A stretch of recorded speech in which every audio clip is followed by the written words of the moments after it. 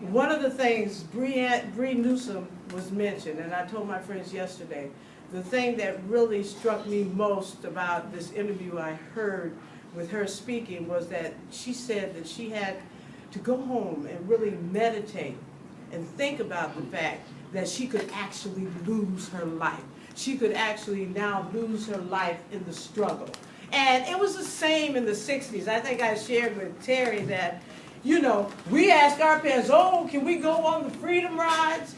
And of course our parents said, no, you know, you're not going. And then when you look back at Eyes on the Prize and some of the footage from that time and the violence, and when, you know, you look at the movies that had come and the young men who went down there all inspired to register voters and were murdered, they, you know, that's the kind, to be a community activist, it really depends on what area you're going into. But if you're in the inner city, in the urban area, if you really want to do something about violence, if you really want to work with gang members, you know, you kind of really have to think that through. I mean, we'll see, you know, in terms of, am I ready to give my life? Am I ready to give my life to give people the opportunity to have a better life? Am I ready to give my life to make a difference in my world? And my world is Newark, New Jersey. So you'll see one of the pictures that I have, we have a soup kitchen, well, and it's in our church. And from 5 to 6, we run a Bible study. So what happened in South Carolina? They were in their church, Bible study, and that, you know, and a friend of mine called him, he said, that product of generational ignorance came into their lives and, you know, murdered them. You know, and he was a product of generational ignorance. And it's here, unfortunately, in the United States. But see, our soup kitchen is in a church, and you run church, and so when you open your doors in the church, run a Bible study. This is what I'm saying. Are you willing to lay your life on the line? Because that's essentially what it's come to. But I'll do this point for you. Now my daughter-in-law brought it up. But Newark, New Jersey on the rise. A silent silhouette against the sky, ascending from the ashes of racism, political opportunism, violence, and economic uncertainty, now soars in a restorative reality in search of a promising prosperity. Newark, New Jersey on the rise, a silent silhouette against the sky, Whitney Houston, Sarah Vaughan, and the voices of multitudes of angels sing on, singing, soothing the hearts of the people, bebopping through despair, scatting, bending the flat five into thoughts that care, scatting hope into the air. Newark, New Jersey on the rise, Newark, New Jersey on the rise, urban hotspot. Stop, shout, stop the school to prison pipeline. Stop the decimation of public education. And youthful voices held high proclaim to the sky that justice will prevail. The people will not fail. Newark, New Jersey on the rise, a silent silhouette against the sky. Community activism fires up complacency, calling for all to stand in solidarity to confront social issues, push for that breakthrough, freedom in the new millennium, freedom from self-annihilation, freedom from bullets of racism, freedom from mass incarceration. Newark, New Jersey on the rise, a silent silhouette against the sky. Our artistic legacy trumpets self-determination. Coochie Chagalia, Coochie Chagalia, Coochie Chagalia. Self-determination, challenging the hardships of poverty, unemployment, hunger, homelessness, poverty. And in spite of guns, gangs, drugs, violence, and brutality, our faith in God will give us the victory. sound the call for liberation of all the beautiful minds currently suspended in time. Newark, New Jersey on the rise, a silent silhouette against the sky. This is our new mayor, Ras Baraka. I talked about Newark being a restorative, soaring to become. Look what he said. He made a point. We did it. We became mayor. We believe in Newark. And we do. I'm a Newark resident, and I believe, I came out of that the generation of the civil rights movement. I believe that we can do it. But he has several programs going on now, and that he would like to see the community become very active. Centers of Hope. He wants to put 9, there are 3 right now operating. He wants 9 to be operating in the different parts of Newark. But basically the pillars, healthy living. You know, the black community is dying from diabetes and high blood pressure. Healthy living, education. Well, I already said our public education has been decimated in Newark, New Jersey. Community engagement, getting the people involved in some way, somehow. Technology, arts, and culture. And so the Centers of Hope, you know, as I said, he wants 9 of them, and they will have after-school programs. It really depends on, you know, what is being offered. Now, in Newark, there's a Million People's March, and it's scheduled for Saturday, July 25th, and it's a march against police brutality, racial injustice, and economic inequality. You know, but this march is to take place, sponsored by the People's Organization for Progress.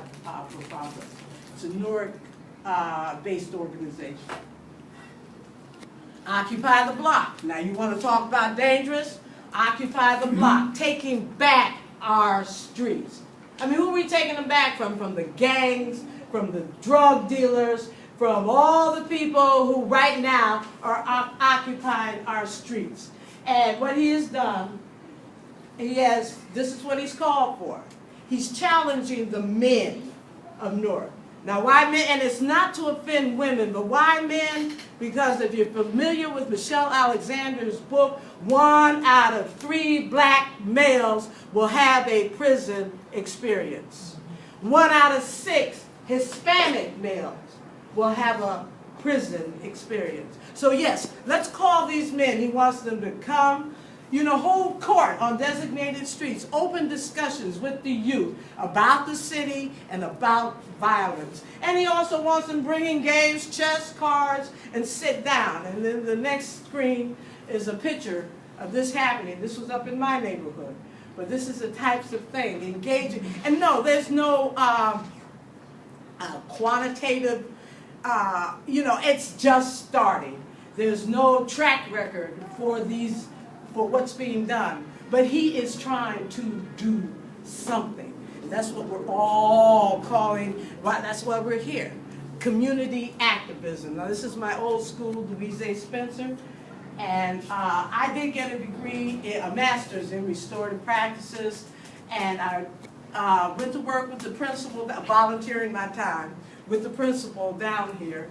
And she wanted me working with parents. This is a principal. This is our community liaison person, a couple of the parents. Because there is, and how many teachers are here? In here? Well, you know, there's a great divide between parents and administration. Let's not only say teachers, but in your inner cities, you know, I don't know, no, I'm not going to say it's everywhere because my children go to Maplewood and it's not there, but there's a great divide. Some teachers are actually afraid of the parents. And parents can be very disrespectful. But through restorative practices, now she wanted me to, you know, we only had a couple of meetings before school was out. And we talked about, you know, talked about circles, talked about developing that circle values. And the first circle value, the main thing we talked about was respect. That's a word that's thrown around quite a bit. But what does it actually mean, respect? And parents chose these two meanings, or we talked about an attitude demonstrating that you value another person. You know, showing, yes, parents are very, very difficult. But the one thing I learned at the International Institute for Restorative Practices was that, you know, to teach restorative practices, to teach circles, you have to be restorative.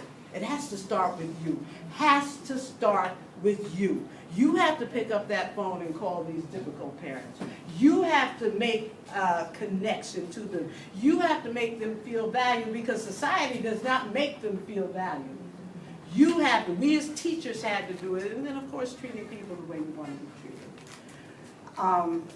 This is one I liked. I got offline, and this is definitely restorative. One of the most sincere forms of respect is actually listening to what another has to say. It's listening, and that's what circles are about, listening to each other. And this is the House of Love Soup Kitchen. This is what I'm involved with. My son right there is co-founder of the House of Love Soup Kitchen, and it's on our church premises, Church of God and Saints of Christ. And this is a Bible study that we easily could get walked in on. Somebody come in, but you know what? We don't have the spirit of fear. I mean, religious people talk about God has not given us the spirit of fear, okay? But, and I'm, you know, I'm a faith-based person. It's a faith-based organization.